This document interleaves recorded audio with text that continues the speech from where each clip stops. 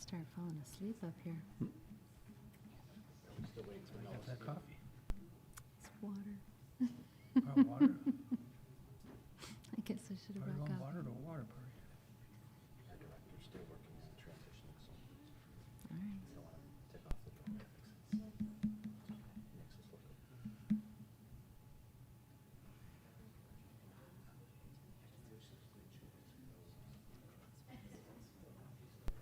I mean, I'll give it a shot. Maybe it'll wake me up anyway.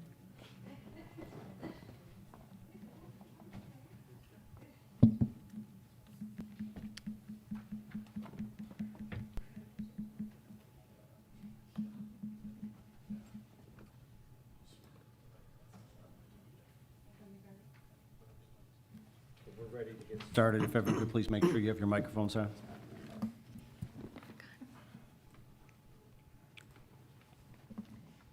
Okay, good evening. The hour being 6:58 PM on Monday, June 26, 2023. I'd like to call to order the Villager Brookfield Committee of the Whole meeting. Bridget, can we have a roll call for the committee meeting, please? Trustee Ketchmark? Here. Trustee Cote? Here. Trustee Hendricks? Here? Trustee Gilhuli? Here. And President Garvey. Here. Thank you, Bridget. We have two items up for discussion tonight. The first is a staff recommendation concerning the provision of prosecution services. So we have as usual, a very detailed committee item memo in our packet regarding this, but I'm going to ask our village manager, Tim Weiberg, to make a presentation to the board. Thank you, President Garvey. This is really a procedural type of issue that staff is bringing before the board. Real quick, as a matter of background, the board is aware that we run an administrative hearing officer system here once a month. And the typical type of cases that are heard by a judge that's appointed by the board, called a judge, called a hearing officer, are local ordinance violations. Usually we kind of consider them as quality of life type things. Noise violations, grass, weeds violations, and so forth. There's also some housing court type things, so property maintenance type things for buildings that are long in neglect. They get brought here before the hearing officer as well for adjudication. And the advantage of this program is, prior to this type of program, all of these type of cases we have to bring to circuit court in Cook County. And as I think we all are aware, they don't always give the suburbs the attention on these type of issues that we deserve. So keeping it local is the best way to get and see quicker disposition and more attention to the type of issues that help define quality of life. Particularly as it pertains to property maintenance type violations, the village has historically not had a prosecutor attend the hearings. So in other words, the hearing officer is an independent third-party individual appointed by the board. You have the defendant, and then you've got generally it's village staff members, inspectors, and so forth that are here serving as a kind of quasi prosecutor. At times, you've had a representative of the village attorney's office on very more complex or larger cases, but typically we do not have anybody here to help prosecute a case against a company or an organization. And upon review of this, I feel that where I've worked before, this is the third town I've worked in that had a hearing officer system. We did have an independent third-party prosecutor.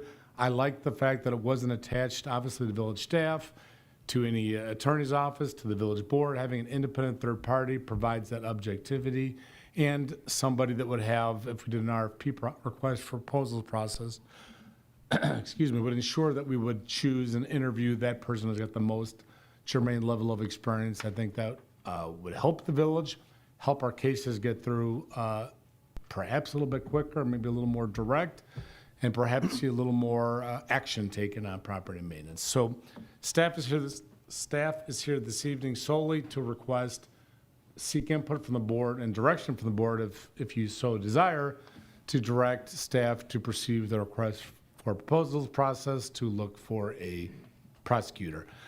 As I said in the memo, I don't foresee that this prosecutor have to be at every single hearing, but if we identify somebody and they come and we, through communications with them, we would work with them to try to determine which type of cases and when and how often that person would attend hearings. Thank you, Tim. Tim did a great job of summarizing the past practices and, how we moved away from Cook County and what we're doing now. And the process has gone well, but I think this is an improvement that can help because some of the cases that we're talking about sometimes end up as administrative review or appeals from decisions made by our administrative hearing officer. And these are the cases that might end up in court in Cook County.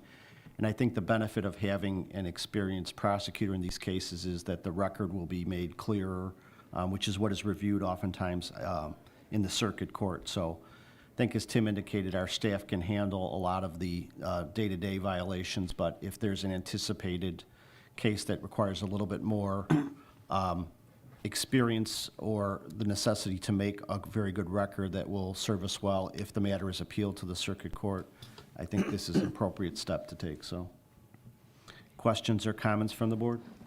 So they won't be there for every case, and we would be specific on certain cases. And so if they show up for that day, they're only going to do that 1 or 2 cases that we're asking them to do in that point.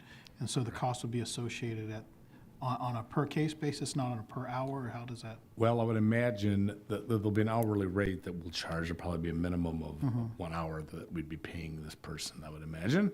Obviously, it'll depend on their RFP responses, but from my experience, they usually propose an hourly rate.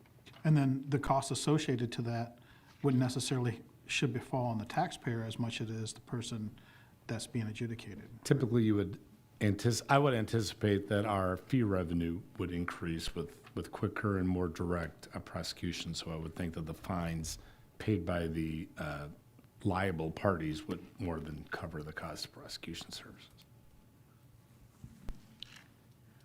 I had the same question, but also I just a comment that we have struggled with property maintenance for a long time. So, you know, having some more attention paid to that with an independent third party, I think would be, you know, I really like that. You know, any which way we can go at it, Yes. I'm in favor of. And by having the same person do the prosecution each time, that you have the familiarity that they'll recognize the common properties and the common cases that keep coming back and forth, which are the true major issues for us. So I think this is, you know, I applaud the recommendation from staff, and I think it makes sense. So, any other questions or comments from the board? So is there a consensus from the board to allow staff to issue a request for proposals? Yes, for me. Yes. And then staff will review them, and would that require board approval to come back and appoint? Yes, after you get your RFP, you're going to select a law firm, and you're going to engage them on probably a contract for legal services. That contract for legal services will come before the board during your regular Board of Trustees meeting. Thank you, Adam. Okay, so there's a clear consensus from the board to go ahead with the request for proposal process. Thank you for bringing it forward. The next item is a update of the status of park and gateway signage. This is a topic that we've talked about quite a bit over the years, and with the open space plan and other plans we've had, we've talked about trying to get uniformity in some of our signs. And I'm going to turn it over to our Assistant Village Manager, Stevie Ferrari, to give us kind of an update of where we're at and what the plan is. Thank you, President Garvey. What's the saying? You can take the girl out of the parks, but you can't take the parks out of the girl. So here we are with our park and gateway sign installation update. This is to serve as a status update on where we're at with the installation. As a reminder, and taken from our park guidelines, supplemental to our open space plan, goals for the sign guidelines include creating a consistent brand across park and gateway signage, as well as install signs that require similar or same replacement and maintenance needs for future costs.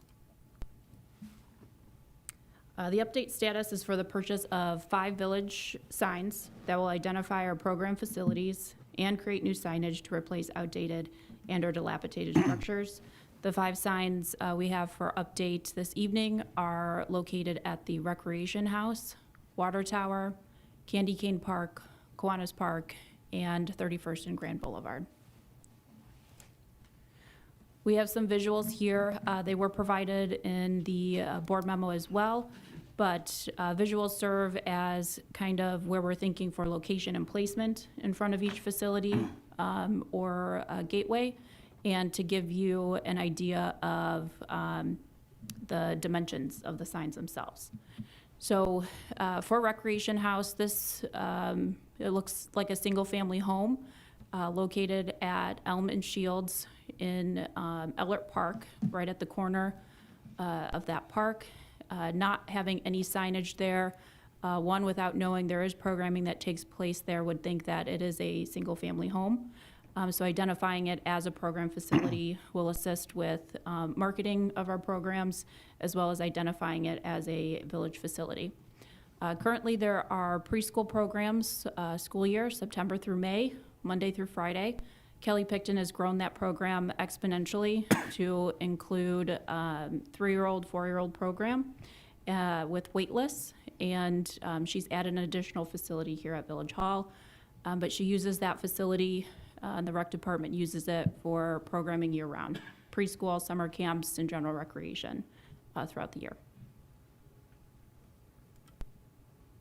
Similar to Recreation House, we have our building that we do call the Water Tower. It is located at the base of the Water Tower. We are very creative with that.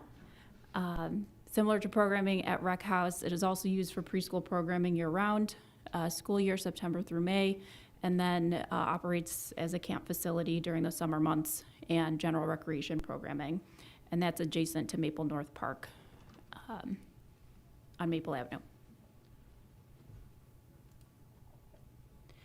Candy Cane Park, this was outlined as a by-owner item within our OSLAD grant due to, and as a whole, due to some shortages in some of the site furnishings and the expense at fabricating those furnishings. We did go with some alternative furnishings, but it will still match the recommended guidelines for the sign. And that newly redeveloped park will now have their sign identifier located behind the backstop of Candy Cane. This image is to show the existing structure for sign installation at 31st and at Washington Avenue and Arden Avenue. This is at the corner entry of the Oak Savannah. Current signage is plastic and does not meet, current updated recommended guidelines for sign installation. Additionally, it's affixed to the fencing there that does need replacement as well. So in the next image, you'll see the new sign installation to match the aesthetic of our other signs. And not shown is the fencing, but we will be replacing that when we do a new sign installation. Our final sign is the replacement of our gateway sign at 31st and Grand Boulevard, currently shown as the existing sign there with proposed new sign installation. This does match our current gateway sign on Ogden Avenue and East Avenue. So our two major gateways will now have matching signs for entry. Is the proposed sign in this spot the same size as the other two entry signs? Yes, I believe so. It was taken from the same company who did the first installation. So they have all of the same dimensions. Great. What about the background color? Is this the color? It shows a lot more yellow because of the just monitor colors, but it does match what we currently have existing Like at a Ellert Park. tan beige? Yeah, it's much more muted than this yellow. That you And then, in the packet, there's a couple options on each one for different graphics? So the What- sign cost you see is for the first option without the 3D on all but the gateway sign. The gateway sign will have the writing that's kind of, they call it 3D, but raised from the sign itself. So is it still, it says painted, so it's painted on that one and vinyl on the others? For the gateway sign, Right.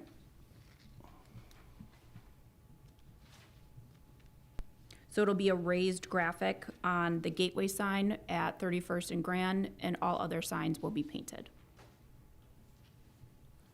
Painted or vinyl? Because it looks like there's an option of vinyl, and then there's an option of painted graphics. Oh, I see what you're looking at. I'm looking at the 2D and the 3D in the packet. Right? So 31st and Grand will have the 3D raised font writing. And all other signs, Rec House, Water Tower, Washington and Arden, Kiwanis Park, will have the 2D. And they're painted, but it's still metal, right? Correct. Yeah.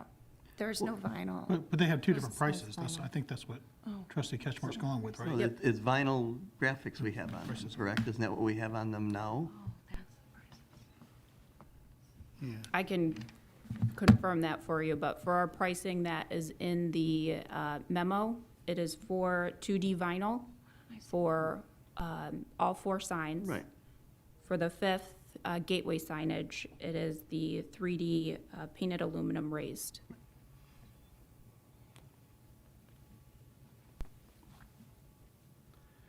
In terms of the sign locations, I think all the locations make sense, and I know it would be an added cost, and if it's not in it for this year, but just due to the size of Kiwanis Park, I mean, the existing sign at Washington and Arden is there, but like, I could walk outside and look, but there used to be a wood sign that fronted Brookfield Avenue for people going by and the train and stuff. Is there any thought to adding, because of the size of the park and the exposure to the train or close to the Village Hall, a second sign at the south end of the park? Sure, so this is a phased plan. These were the selected signs for this year. You'll see each year we select a number of signs within parks and facilities to replace. Kiwanis south end off of Brookfield Avenue being one of the signs to be replaced to match Washington and Arden. And then in the same lens, the Ellert Park sign entering off of Congress Park would Okay. be replaced as well. Great. So the fact that they were offering 2 different prices on these locations that trustee Ketchmark was looking at, we're picking the vinyl for the other ones in metal, so that we already selected those. So that's not for us to discuss. We're not selecting that tonight. Correct. Okay. And then, I'm glad President Garvey brought that up, because I was wondering about the size of the parks. I thought that we should have one on either side. But, so, you were talking about how we could use it as advertisement for programs, et cetera. So, if, like the water tower, says early childhood programs, and then you got the one for the rec house. But does it tell them where to go to look for anything? I don't see that. So would we have another sign somewhere else, or like a board, or something on the house itself, or on the water tower, or something? So, I mean, if you're gonna advertise it, somebody's gonna walk by, this is a rec house, what's this used for? But how do they find out? Sure, so on the sign itself, Village of Brookfield Early Childhood Programming is the identifier. That program is hosted by Village of Brookfield, but So we we can just look tell them to go to into- the website, to the Village of Brookfield website, or somewhere We else? can look or- into adding our website or phone number for questions. I think we need to be careful, because That'll change. these aren't commercial signs. I mean, these are identifying signs to help the community understand, because right now there's nothing out in front there. And if we start putting too much quote-unquote advertising in. Well, I'm not talking about advertising. No, I know, but you're If we're saying- talking, we said it would be good to advertise that we have a rec house, advertise our programs, but so I walk by, I say, oh, it's a rec house. How do I find out anything about the rec house at that point? Some of those signs and communities have, like, on the bottom, they'll have hooks where you can Right. put a sign that if you were, like, maybe it's just the village website address, and those could be removed, if in 5 years we for some reason, change our website address, you could always just remove those without impacting the Or larger. barcode, would they just scan it and? So, yeah, kind of a scanner thing. I mean, I think I think this is a good step, and you worry about getting too wordy with the signs and the small print and things, but I mean, I think this is a big step. If someone was walking by and saw there's early childhood programs at the water tower, and it's the Village of Brookfield, I think they would know to either call the Village of Brookfield or go to the website from there. I'm a little concerned about getting too wordy and adding, websites and phone numbers and other things like that at this point. It is something we considered when we were looking at the design concept and decided to keep facility location and programming. But we can always look at alternatives for contact. Could we see a layout of the band shell sign as we get closer to that? Absolutely. Also noted in your memo, but we do not have a concept proposal to show. We will be designing a fixed permanent sign on our Kiwanis Park band shell. In the same lens as identifying our facilities for marketing and knowledge purposes, we have grown our special events, and we have hundreds of residents and visitors out at Kiwanis Park to view live music every Friday night in the summer, as well as camps over 140 now daily, and then a number of other special events. So when our visitors and residents are at that park and they're taking photos and we're enjoying an evening, we want them to see that Kiwanis Park band shell noted. So my goal of a fountain has been pretty much completed. Trying to cross it all off. We moved on to the sign. We got to get that sign for him. And the music on Grand obviously went extremely well this past weekend, and Luke did a good job. There was a banner on the stage. I hope most of you noticed there was a banner facing the crowd at the top of the stage identifying music on Grand in Brookfield. And I talked to Luke about, getting another one to face the tracks maybe as people go by. Yeah. To see, while I'm coming over the tracks, why is Grand Boulevard closed? And it will say music on Grand, and they'll know what's going on. So we got a lot of compliments on the banner above the stage at that. So just all in the same vein of getting our name out there. Okay. So I don't think it's getting wordy to add a QR code, even if you did it at the door of those two locations. Something to look up, doesn't matter, anything. I mean, I would like to assume that people would know, but I'm not going to assume because those are the people that end up calling. It's like, how am I supposed to know this? So honestly, I mean, to his point, this whole generation coming up with young kids now, that's how they They do just everything. scan it real It's a quick and they scan. get their information. So maybe not on this, I mean, could be just a thought What for, happens in 2 years when QR codes are now? You don't have to It put it could on the just be a sign, just somewhere temporary. nearby. Like she said, there you could put a hook on the bottom and you just something, that's something quick and easy. Or on the door, you said at the door. On the door of the building, because right now, nobody knows how to find any information on it. All right, any other questions or comments from the board? Time frame for getting these up and installed and, 4 to 6 weeks. okay. All right, thank you for bringing that forward.